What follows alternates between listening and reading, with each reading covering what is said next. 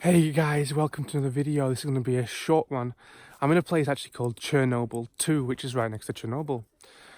It's not a place for a power plant. This is a place with a huge structure meant for spying. They had a huge metal structure, as you can see directly behind me, which they used for spying on the Americans to find out when they were sending missiles, or maybe if they'd sent a nuclear missile. They'd built one here in Ukraine, in Chernobyl, and they'd built a few all over Russia and the Soviet Union. However, they were all taken down. Metal was all used as scrap and used for different other kind of things after the fall of the Soviet Union. But this one, because it's contaminated, because it's in the exclusion zone, in the 10-kilometer exclusion zone in Ukraine near Chernobyl, they've kept it up. And it's here's another little tourist attraction for anyone who comes to visit Chernobyl, something you might not expect. So here it is. This is the main entrance to the village known as Chernobyl 2, which was essentially a military base purely for the running of this spy radar. The village contains few buildings, and most are barracks for army personnel learning how to use this equipment.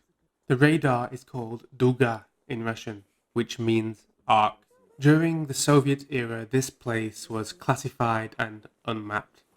Civilians were not allowed within a few miles of the base.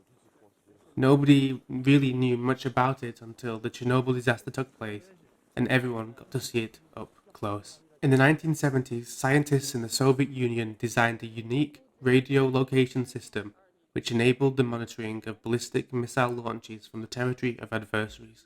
This type of radar is called over-the-horizon.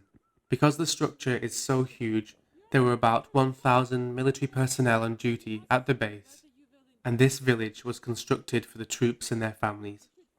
The purpose of the station was the early detection of ballistic missiles from the USA and from Europe. At the time of its usage, it was the most advanced system of its type in the entire world. Until 2013, it was completely closed to the public, but nowadays it's open for tourists.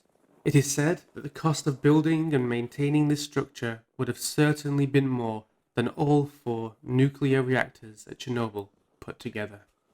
There are stairs from the bottom which allow people to climb right to the top, although this is forbidden. A cursory search of YouTube will help find videos of such daredevils. There are rumours that the station was actually a military psychotropic transmitter, but this was of course nonsense. Others said it was a system for controlling the weather.